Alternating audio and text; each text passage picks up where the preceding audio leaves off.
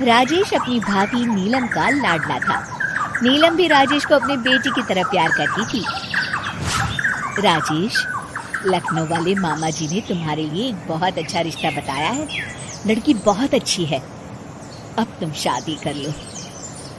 अरे नहीं भाभी, शादी तो बर्बादी है। भला तुम्हारे हाथों के खाने में जो स्वाद है वो किसी और के हाथों में कहाँ। मुझे अभी शादी नहीं करनी भाभी। राजेश की ना नुकुर करने के बावजूद घर वाले उसकी शादी करवा देते हैं, लेकिन फिर भी राजेश अपनी भाभी का पल्लू नहीं छोड़ता। वो अपनी पत्नी को बिल्कुल तवज्जो नहीं देता था। उसके लिए उसकी पत्नी सुधा का होना ना होना बराबर था। अरे राजेश, तुम अकेले बाहर जा रहे हो, सुधा को भी लेते जाओ। अरे क्या भाभी, हफ्ते में एक दिन तो छुट्टी मिलती है और आप वो भी खराब करना चाहती हैं। सुधा बाहर जाके क्या करेगी, वो घर में ही ठीक है। वैसे मुझे देर हो रही है भाभी, चलता हूँ मैं। राजेश की इस बेरुखी से सुधा हमेशा उदास रहती थी। फिर एक दिन नीलम इस विषय को लेकर अपने पति से चर्चा करती है।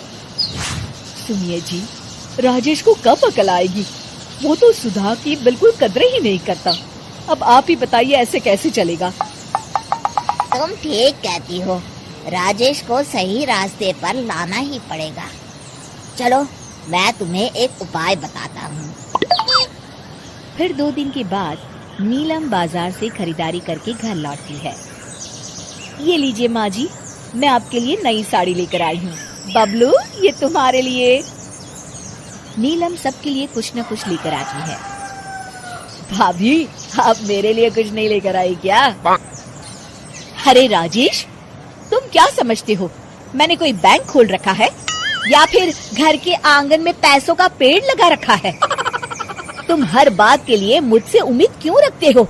अब बड़े हो गए हो, अच्छा कमाते हो। क्या भाभी, मैं तो बस। अरे बस भी करो, तुम्हारी ये बच्चे जैसी ना समझ बातें सुनने के लिए मेरे पास बिल्कुल वक्त नहीं है।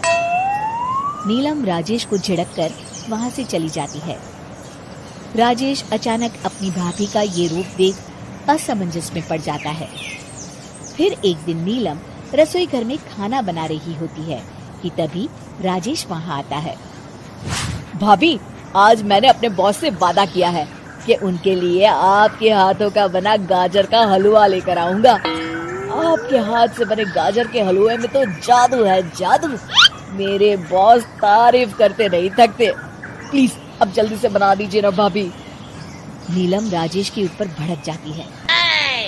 तुम्हारा दिमाग खराब है क्या? आखिर तुम मुझे समझते क्या हो? इस घर की नौकरानी? जब देखो तब फरमाइश करते रहते हो, भाभी ये बना दो, भाभी वो बना दो। अरे तुम्हारी पत्नी सुधा भी तो इस घर में रहती है, तुम उससे कुछ क्यों नहीं कहते? भाभी, आप इस तरह की बातें क्यों कर रही हैं? अरे बस भी करो राजेश, मेरा दिमाग और मत खराब करो, जाओ यहाँ से।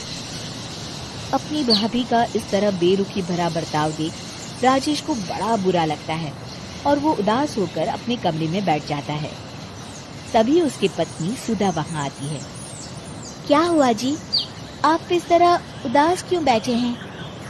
राजेश अपनी पत्नी को सारी बात बताता है। राजेश की बात सुनकर सुधा मुस्कुरा के कहती है, बस इतनी सी बात। चलिए जी, मैं आपके बॉस के लिए गाजर का हलवा बना देती हूँ। अरे छोड़ो, तुमसे नहीं हो पाएगा, रहने दो। आप तो बस देखते जाइए जी, अभी आती हूँ मैं। थोड़ी देर के बाद सुधा हलवा बना के राजेश को देती है। फिर राजेश अपने ऑफिस चला जाता है। शाम को जब राजेश घर आता है तो खुशी के मारे अपनी पत्नी सुधा को गले लगा लेता है। अरे वाह सुधा, तुमने तो कमाल कर दिया। सच में क्या स्वादिष्ट हलवा था। मेरे बॉस बहुत तारीफ कर रहे थे और इस हफ्ते घर आ रहे हैं तुम्हारे हाथों का खाना खाने। और इतना ही नहीं, उन्होंने मेरा प्रमोशन भी कर दिया है। सच?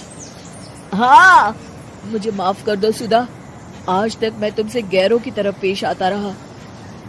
अरे ये कैसी बातें कर रहे हैं जी, मैं तो आपकी पत्नी हूँ। धीरे धीरे राजेश अपनी पत्नी के साथ पूरी तरह घुल मिल जाता है। और अपना ज्यादातर समय सुधा के साथ बिताने लगता है और उसकी हर छोटी मोटी जरूरतों का ख्याल भी रखता है।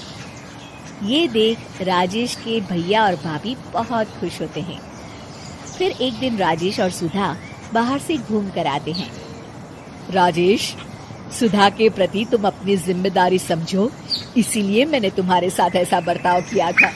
अगर तुम्हें मेरी किसी बात का बुरा लगा हो तो मुझे माफ कर देना। अरे अरे भाभी, ये क्या कह रही हैं? मैं जानता हूँ आप तो मेरे लिए हमेशा अच्छा ही सोचोगी।